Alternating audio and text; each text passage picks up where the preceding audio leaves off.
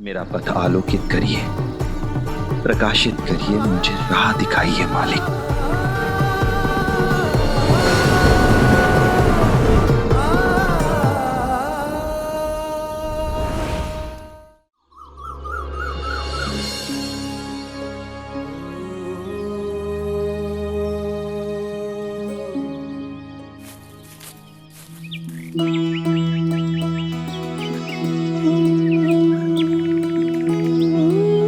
अपनी मेहनत से अपने लिए, अपनों के लिए घर बनाने में जो सुख है उसे मैं समझ सकता हूँ।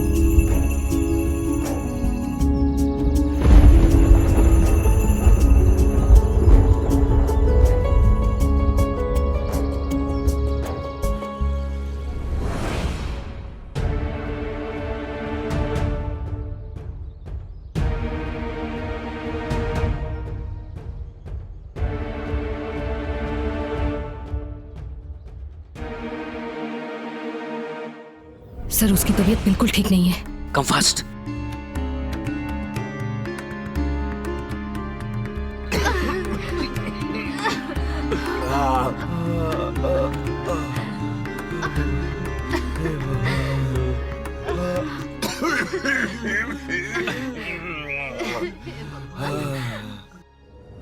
इसके लक्षण भी पिछले मरीज की तरह ही है। तेज बुखार, शरीर में पानी की कमी और बहुत ज्यादा कमजोरी। ये लक्षण ठीक नहीं है।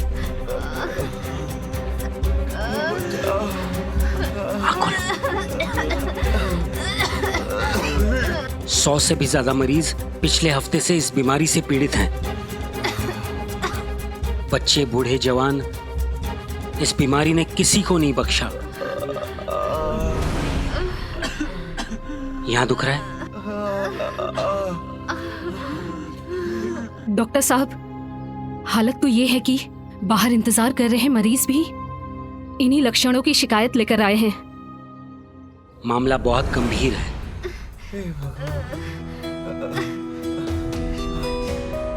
कितने मरीज है बाहर? कतार बहुत लंबी है।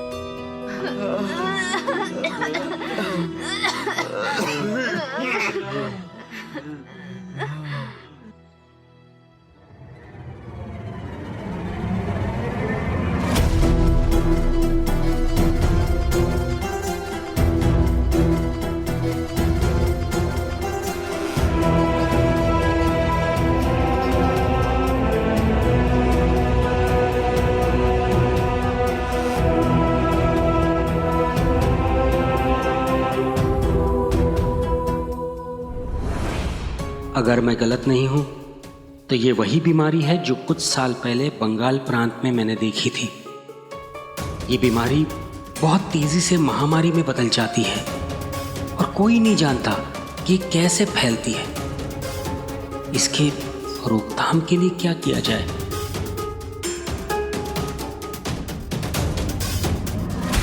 जो दवाई लिख के दी है वो जल्दी लेके आओ। जी डॉक्टर। डॉक्टर जोशी, मैंने आपको उन मरीजों के बारे में पता करने को कहा था जो वापस हमारे पास इलाज करवाने नहीं आए। उनका क्या हुआ? सर, जो लोग दोबारा इलाज के लिए नहीं आ पाए वो लोग मर चुके हैं सर।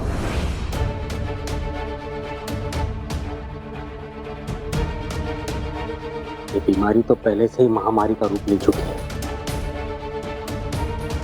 हमें तुरंत ब्रिटिश सरकार को सूचित करना होगा और इस बीमारी को फैलने से रोकने का उपाय ढूंढना होगा, वरना हजारों लाखों लोग इस बीमारी का शिकार हो जाएंगे।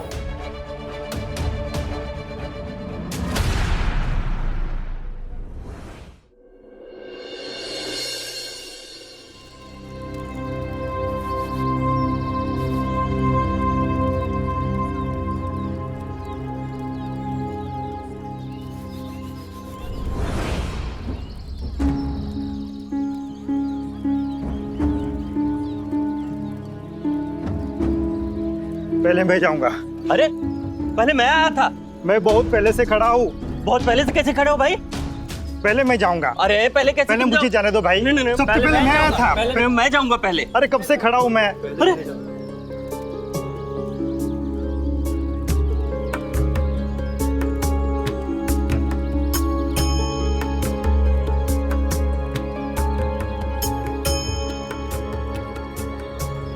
मैं जाऊंगा। मैं जाऊंगा पहले। मुझे जाना पड़ेगा, मैं जाऊंगा अरे पहले।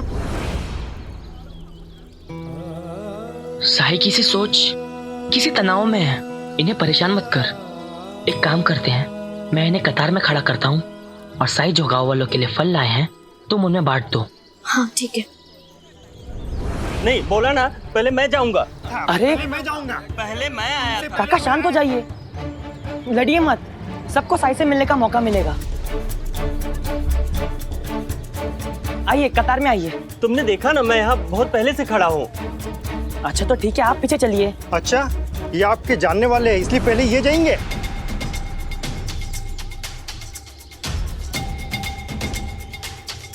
अरे ऐसे कैसे बोल रहे हो? काका काका, आप लोग शांत हो जाइए, लड़िए मत। आप लोग यही खड़े रहिए और अपनी बारी का इंतजार कीजिए। और हाँ, साईं आप लोगों के लिए फल लाए, ये लीजिए, ये लीजिए, ये लीजिए। रुकिए, ये क्या? मुझे एक छोटा सा अमरूद और उसको उतना बड़ा अनार? काका मैंने किसी का चेहरा देखकर नहीं दिया, जो हाथ में आया वही दे दिया। ये पक्षपात है, मेरे साथ भेदभाव हो रहा है। तुम ऐसा नहीं कर सकती जिप्री। साईं कहते हैं कि यहाँ सब एक बराबर है, तो ये भी बराबर होना चाहिए ना। काका आप जिपरी को ऐसा क्यों कह रहे हैं? उसने कहा ना, उसने जानबूझ के नहीं किया।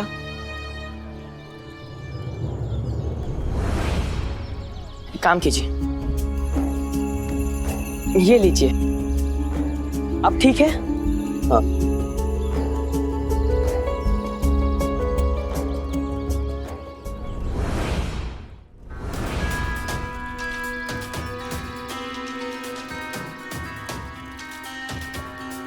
आप सब क्यों आते हैं यहाँ? आपसे मिलने सही। लेकिन क्यों? अपने इलाज के लिए साईं। किसके इलाज के लिए? कौन से इलाज के लिए? साईं शांत हो जाइए आप। लोग आपके पास अपनी बीमारियों का इलाज करवाने आते हैं, अपने जीवन की समस्याओं का समाधान ढूंढने, उनसे छुटकारा पाने के लिए आते हैं। और इतना ही नहीं साईं, हम में से कई लोग तो बस आपसे मिलने के लिए आते हैं। आपसे मिलने से खुशी मिलती है, द्वारका माई में आने से ही खुशी मिलती है, मन को शांति मिलती है साईं। आप साक्षात मुक्तिदाता हैं साईं, और फिर भी आप ऐसा कह रहे हैं कि ये लोग यहाँ क्यों आते हैं? तो फिर ये लोग बहस क्यों कर रहे हैं कि मैं पहले आया था, या अगर मुझे ये फल मिला है तो किसी दूसरे को दूसरा फल क्यों मिला? अरे क्या फर्क पड़ता है अगर आपके ही किसी साथी को कोई दूसरा फल मिल गया तो? या आपका ही कोई साथी आपसे 4 कदम आगे निकल गया तो? क्या फर्क पड़ता है इस बात से? हमें क्षमा कर दीजिए साईं। हाँ साईं, हमें माफ कर दीजिए। जिप्री, मैं अपने व्यवहार के लिए तुमसे माफी चाहता हूँ। कोई बात नहीं काका।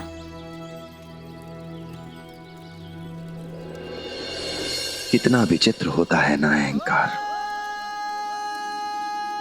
जब ये सर उठाता है तो इंसान भूल जाता है कि उसे कौन सी तकलीफ थी, कौन सी बीमारी थी। अगर याद रहता है तो बस सिर्फ ये कि किसे क्या मिला, कौन कितना आगे निकल गया।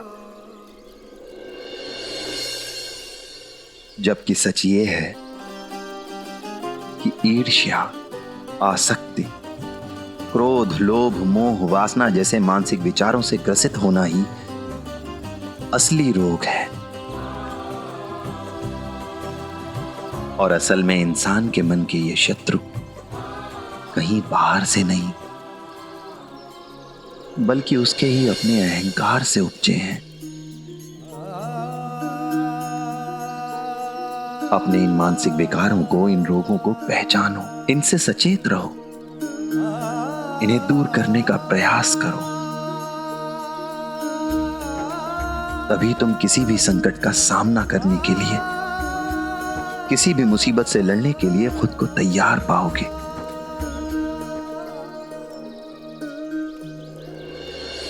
साईं ने अचानक से इंसान के दोषों का उदाहरण क्यों दिया और अचानक किसी संकट का जिक्र क्यों किया?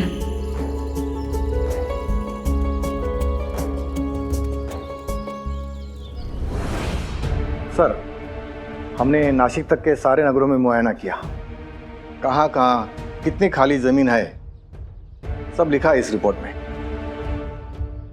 और अचानक इतनी खाली जमीन क्यों चाहिए sir? A very dangerous disease is spread in this area. It started in Bombay, and now, as the doctor said, it's spreading to the outskirts of Bombay as well.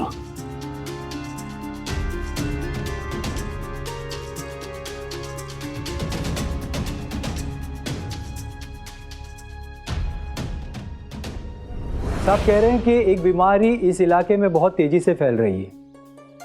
Bombay के पास इसकी शुरुआत हुई थी। पता चला है कि ये बीमारी बंबई के बाहर भी फैल रही है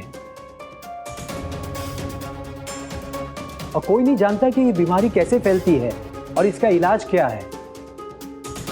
इसलिए जिसमें भी इस बीमारी के लक्षण मिलते हैं उन्हें एकांत में भीड़ भाड़ से दूर रखने के लिए हमें ढेर सारी ज़मीन चाहिए ताकि स्वस्थ लोगों को बचाया जा सके। ये बीमारी ऐसी है जो पूरे गांव या शहर को मार सकती है। पर जिन लोगों को एकांत में रखा जाएगा उनका क्या? जब इलाज ही नहीं है तो वो ठीक कैसे होंगे? They will die anyway.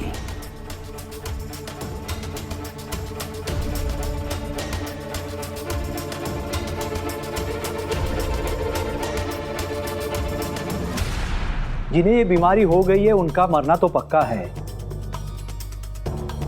इसलिए जितने स्वस्थ लोगों को हम बचा सके वो बेहतर है। तुम लोगों को आसपास के गांव में भी जाना होगा और ऐसे इलाके की पहचान करनी होगी। इसके बारे में गांव के मुखिया को, प्रधान को, पाटिल को और तहसीलदार को इस बीमारी के बारे में बताओगे और उनसे कहोगे जिसमें भी ये बीमारी के लक्षण दिखाई दे उन्हें एकांत में भीड़ भाड़ से दूर रखने के लिए एक इलाका तय कर ले, एक छावनी बना ले।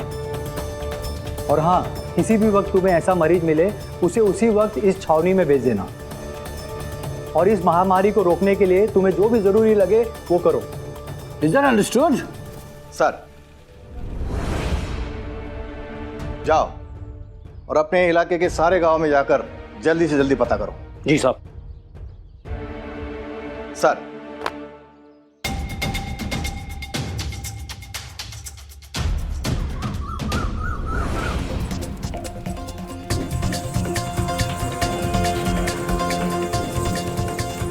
मेरा पथ आलोकित करिए, प्रकाशित करिए, मुझे राह दिखाइए मालिक।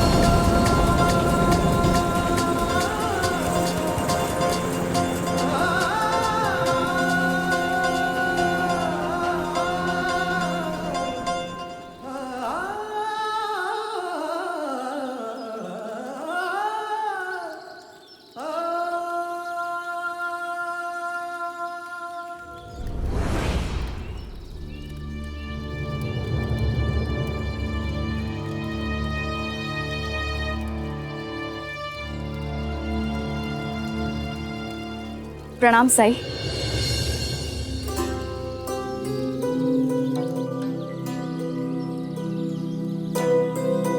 आप परेशान लग रहे हैं। नहीं जीवताई, मैं ठीक हूं। नहीं साई, कुछ तो है। मैंने कल भी देखा आप बहुत थके हुए लग रहे थे, इसलिए आज मैं आपके लिए ये श्रीखंड बनाकर लाई हूँ। साई, आप जानते हैं आई ना आज सूर्योदय से पहले जाग गई और आपके लिए श्रीखंड बना के लाई है।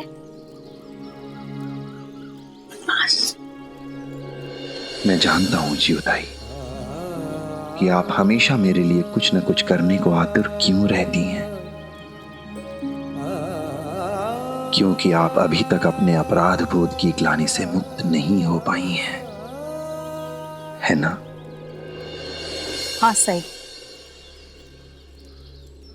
मेरा मन हर वक्त कचोटता रहता है। मैं बहुत गलत सोचती थी आपके बारे में, बहुत गलतियां की है मैंने, बहुत तिरस्कार किया आपका, लेकिन इसके बावजूद भी आप मेरे लिए समाज के नियमों से लड़ गए, दादा से लड़ गए। आप एक विधवा को आपने नई जिंदगी दे दी साई।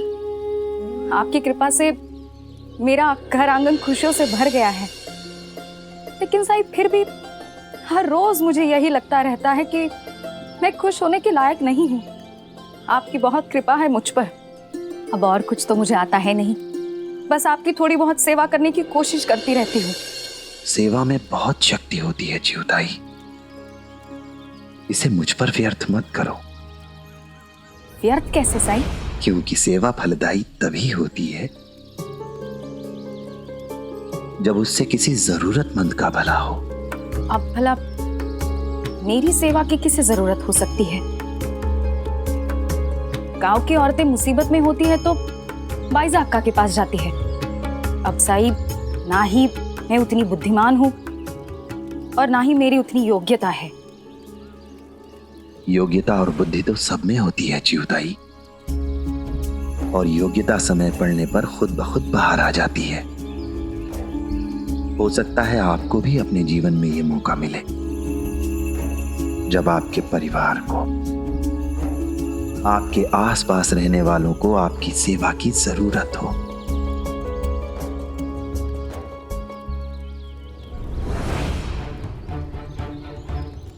साईं, कृपा करके थोड़ी सी उदी दे दीजिए साईं।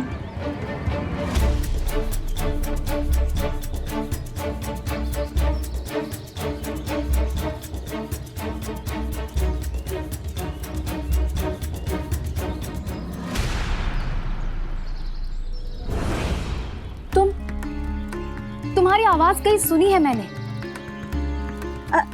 नहीं ताई, मैं तो दूसरे गांव से शिरडी आई हूँ।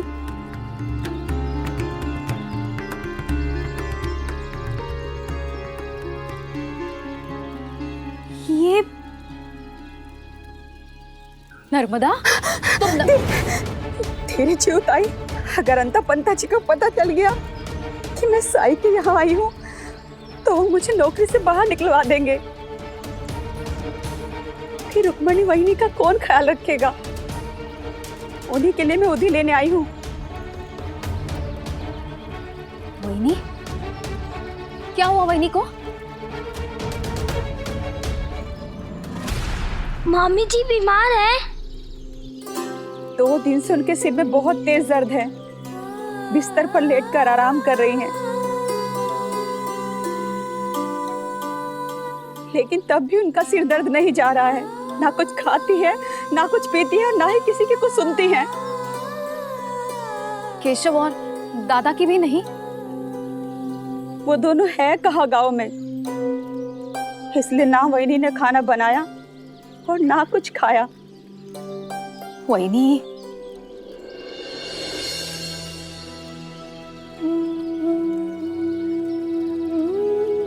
मुझे नहीं लगता कि आपकी रुक्मिणी वहिनी को मेरी ऊदी की जरूरत है।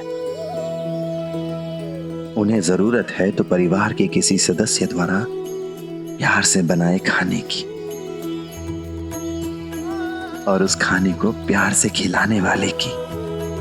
जाइए जीवताई, ये श्रीखंड अपनी रुक्मिणी वहिनी को खिलाइए। जाइए।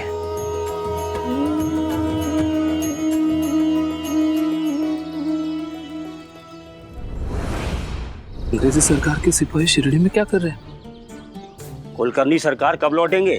क्यों? सरकारी फरमान है। मुझे दीजिए। मुझे कुलकर्णी सरकार से ही बात करनी है, किसी और से नहीं। सरकार बहुत व्यस्त आदमी है, मुझे क्या पता कब लौटेंगे। लेकिन आपकी जानकारी के लिए एक बात बता देता हूँ, उनके यहाँ रहने पर या नहीं रहने पर यहाँ का सारा भार मुझ पर होता है। तो बताइए क्या कहना है मुझसे? हम हर गांव में जाकर गंदगी वाली जगह और कुछ खास लक्षण वाले लोगों को ढूंढ रहे हैं जिन्हें बुखार, उल्टी, सिर दर्द और पेट दर्द की शिकायतें। किस लिए? एक खास बीमारी है जो बड़ी तेजी से फैलती है और यहाँ शिरडी में अगर ये लक्षण किसी में हैं तो हमें उसे तुरंत जल्दी से जल्दी शिरडी से बाहर निकालना होगा। इसीलिए हमें शिरडी के हर घर जाकर के जांच करनी होगी। शिरडी के हर एक घर की जांच करने के लिए आपको कुलकर्णी सरकार से अनुमति लेनी होगी। अगर ऐसा है तो हमारा समय बर्बाद क्यों किया? साहब, इस नौकर से बात करने का कोई फायदा नहीं है। चलिए हम किसी और गांव चलते हैं, बाद में शिरडी आएंगे जब कुलकर्णी सरकार वापस आ जाएंगे तब। सुनिए, आप लोग ऐसी गंदी जगह ढूंढ रहे हैं ना जहां पर खतरनाक बीमारियां पलती हो। है ऐसा एक इलाका है, उसकी जांच के लिए आपको किसी की अनुमति लेनी नहीं होगी। कौन सी जगह है वो? है एक खंडहर। चाहिए चिउताई, ये श्रीखंड अपनी रुक्मिणी वहिनी को खिलाइए। जाइए।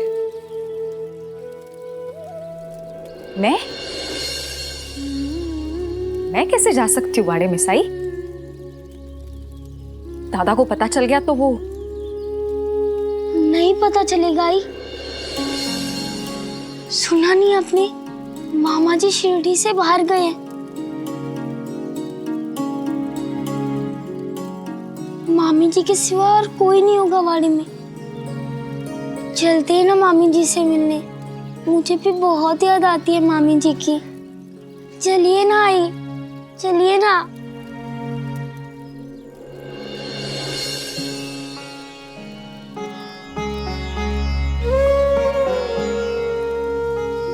ठीक है, चलते हैं।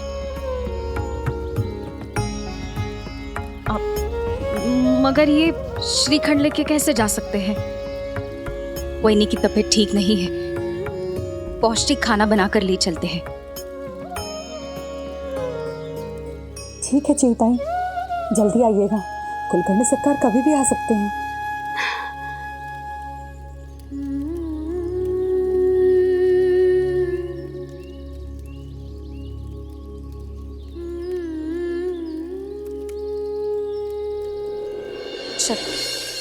तेरी महिमा मेरे साई कौन जान पाया।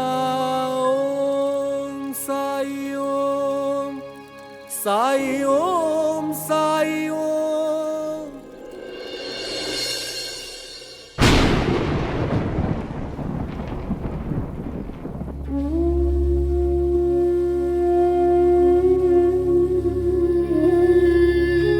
चिहुताई, आ गई आप? चलिए, जल्दी चलिए। मुझे दो, मैं लेकर जाती हूँ। ये लीजिए। चलो।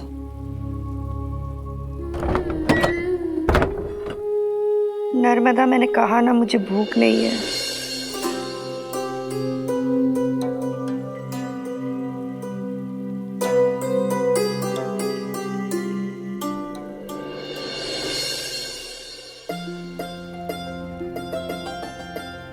गोविंदा,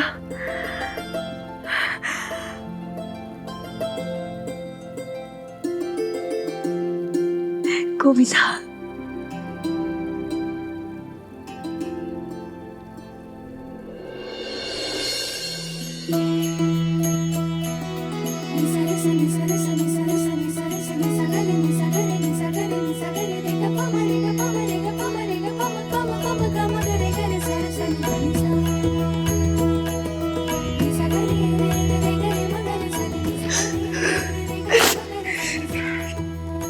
गया वही तुम्हें?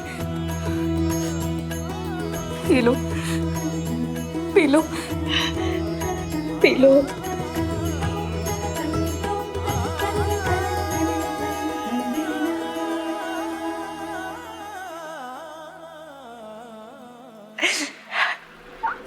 आज आप लोगों को देखकर मुझे बहुत खुशी हो रही है। चिवताई, मैं हमेशा चाहती थी कि मैं आपको ऐसे मंगलसूत्र और कुमकुम में देखूं।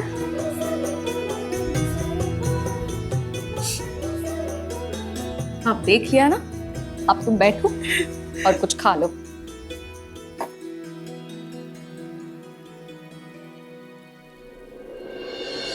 तुम बिल्कुल कुछ भी खा नहीं रही हो। क्यों? खाओगी नहीं तो ठीक कैसे होगी? खाओ।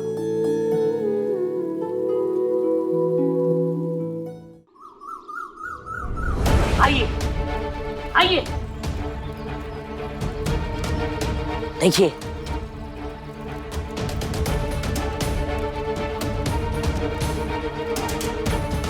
ये शिरडी की सबसे गंदी जगह है, ऐसा तो नहीं लगता मुझे। अरे दिखावे पे मत जाइए। वो जो फकीर वहां बैठा है ना, दावा करता है कि वो हर बीमारी को ठीक करने में सक्षम है। हर समय बीमार लोग यहाँ पे आते रहते हैं और वो फकीर कुष्ठ रोगी को भी अलग नहीं बिठाता है, उनसे परहेज नहीं करता है, उनको सबके साथ बिठाता है। मुझे तो पक्का विश्वास है, अगर वो बीमारी शिरडी में आती है तो ये जगह उस बीमारी की प्रजनन स्थल साबित होगी। कौन सा स्थल? प्रजनन स्थल, जहाँ से बीमारी फैलती है। इसलिए उसके पास जाइए, उसे समझाइए, अगर ना माने तो उठा के शिरडी से बाहर फेंकिए। उसे यहाँ से भगाने के लिए सरकार की अनुमति की जरूरत नहीं है।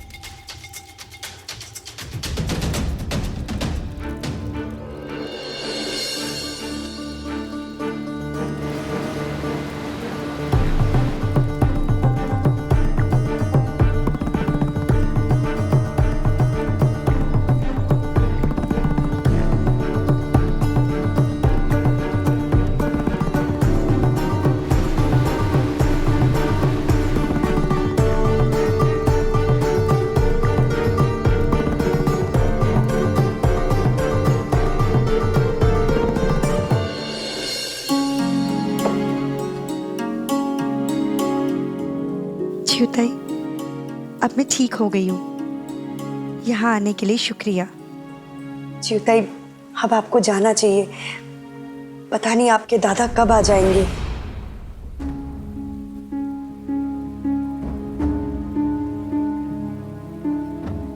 ठीक है वैनी, मैं चलती हूँ, लेकिन तुम भी अपना ख्याल रखो वैनी। चलो।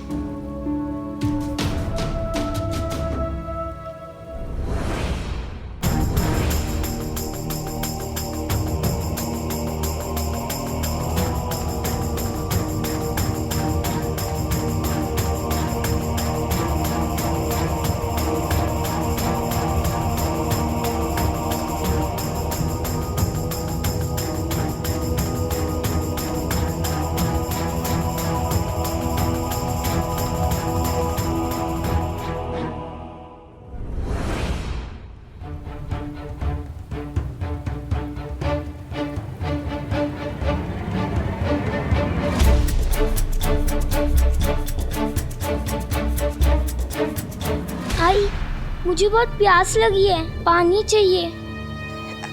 चलो मैं देती हूँ, आओ।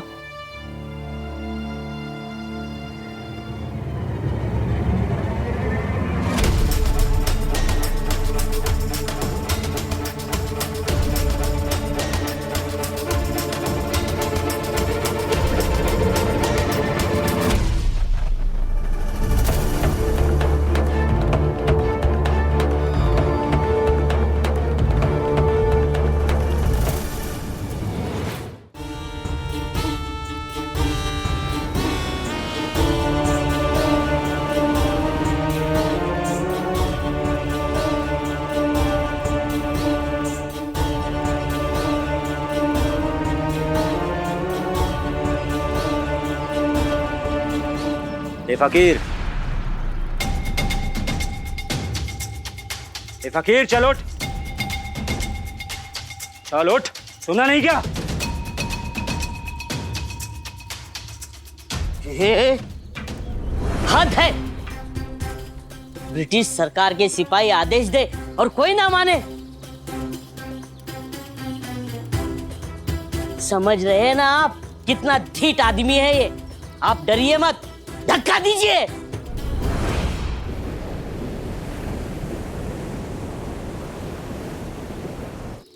उठाओ उसे। तुम अपने इरादों में कभी कामयाब नहीं हो सकते। मैं जानता हूं तुम शिरडी वासियों को शिरडी से बाहर निकाल देने के लिए आए हो, पर याद रखना, मालिक उस पर भरोसा रखने वालों की रक्षा जरूर करता है, जरूर।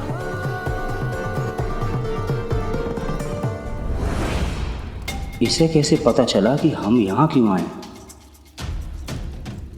चले जाओ, चले जाओ यहां से। शिरडी वासियों को छूने की कोशिश भी मत करना। तुम अपने मकसद में कभी कामयाब नहीं होगे।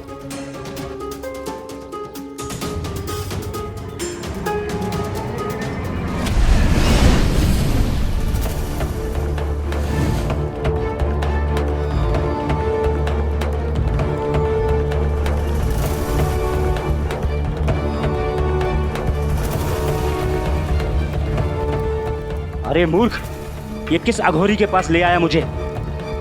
चलो यहां से, इससे तो हम बाद में निपटेंगे। आओ।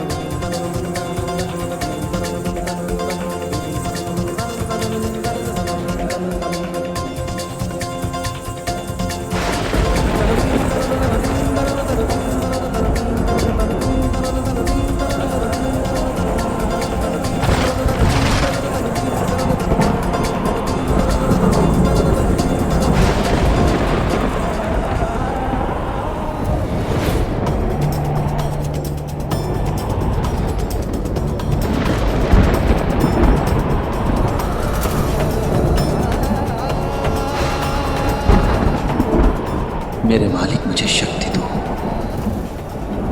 हम सबको शक्ति दो। यहां जो कुछ भी होने वाला है उससे उबरने के लिए मुझे आपकी मदद की जरूरत है।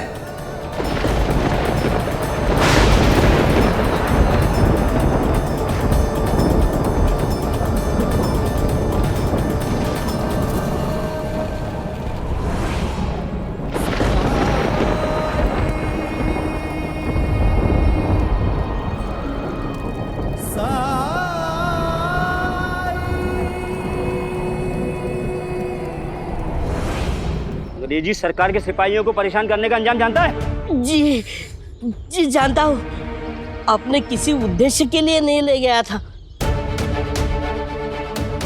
कहा था ना उसके बारे में कि वो किसी की नहीं सुनता।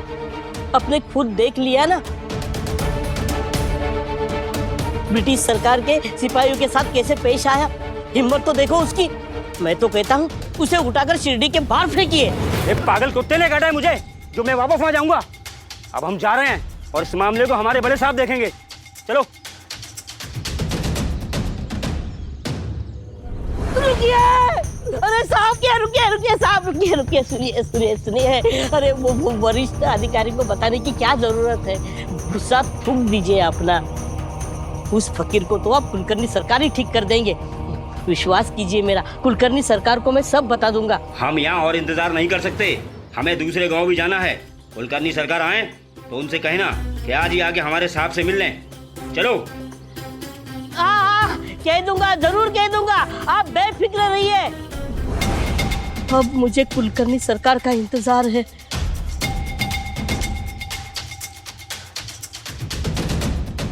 मेरे वाड़े में पैर रखने की हिम्मत कैसी हुई तुम्हारी?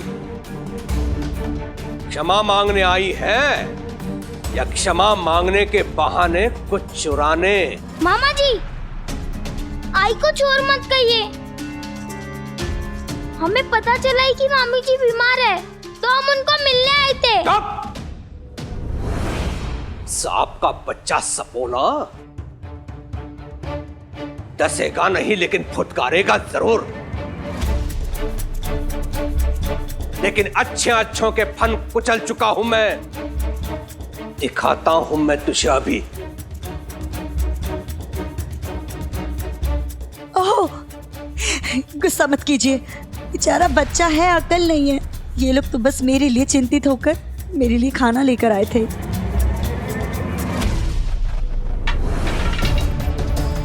क्या कहा तुमने? खाना लेकर?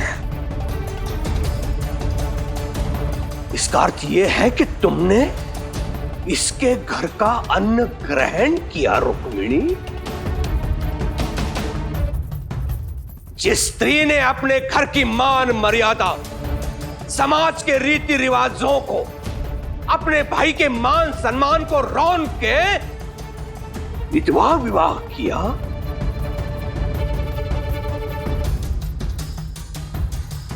ऐसी अधर्मिनी कुलकलंकिनी के परछाई से भी आदमी बचता है, और तुमने इसके घर का अन्न ग्रहण किया रुक्मिणी।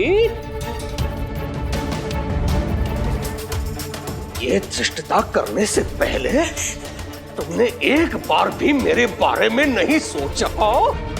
जिस मुंह से तुमने इसके हाथ का मनुष्य खाना खाया है ना, उसी मुंह से तुम वमन करोगी। तुम मेरा गुस्सा वहीनी पर क्यों निकाल रहे हो? वो पहले ही अस्वस्थ है। तुम उसको उल्टी करने पे विवश क्यों कर रहे हो? तुम्हारी दुश्मनी मुझसे है ना दादा? तुम मुझे दंडित करना चाहते हो ना? तो ठीक है, करो मुझे दंडित।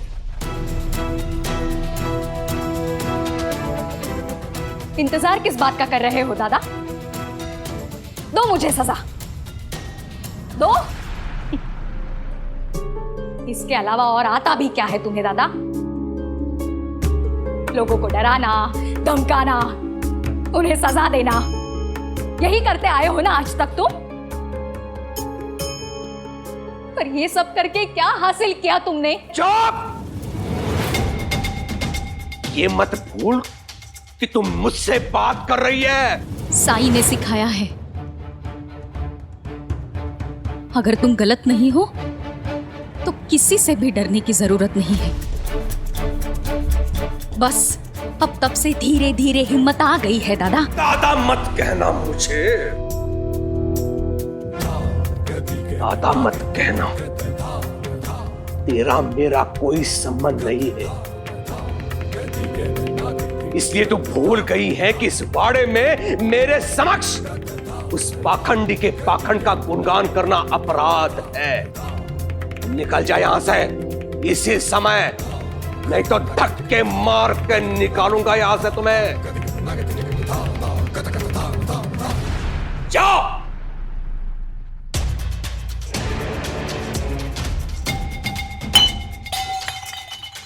देख क्या रही हो? जाओ यहां से। चलो।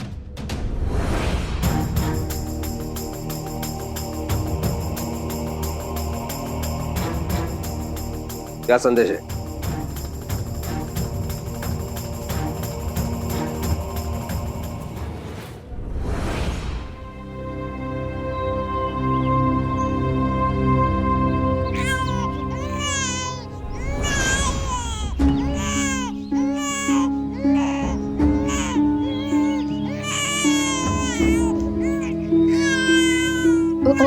चुप हो जा बेटा। आ आ आ आ आ आ।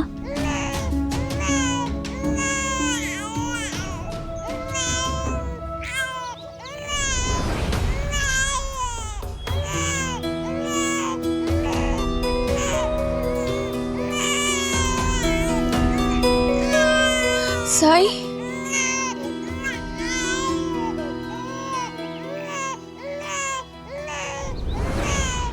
प्रणाम साई। अच्छा हुआ आप आ गए। देखिए ना मेरा बेटा कब से रोए जा रहा है। कब से रो रहा है? आधा पैर हो गया है साई, हर कोशिश करके हार गई। दूध पिलाया, माथे पे पानी की पट्टी भी रखी, लेकिन ये चुप होने का नाम ही नहीं ले रहा है। बीमार तो नहीं है?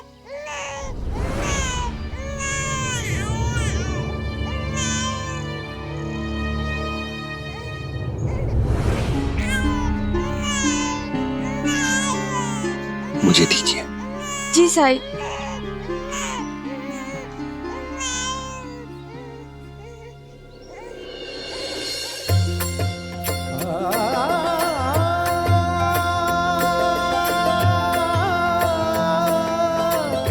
ये आपने कैसे किया साई? आपके छूते ही ये चुप हो गया? मैंने कुछ नहीं किया। ये देखिए, ये कंकड़ आपके बच्चे की कांख से चिपके हुए थे, जिसकी वजह से इसे दर्द हो रहा था।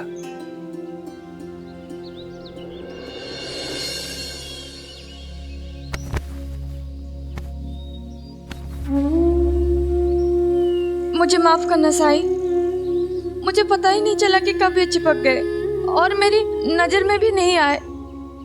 जब मैं इसे नहलाती या कपड़े बदलती तो मुझे पता चलता, लेकिन हुआ है कि कल रात को बारिश हुई तो अचानक ठंडक बढ़ गई, तो मुझे लगा कि मैं इसे नहीं नहलाऊं और कपड़े भी नहीं बदले। माफ करना साई।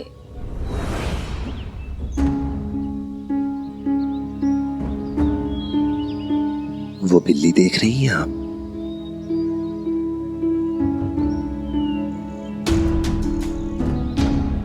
काली बिल्ली? ये कब आई? ये तो अपशकुन है।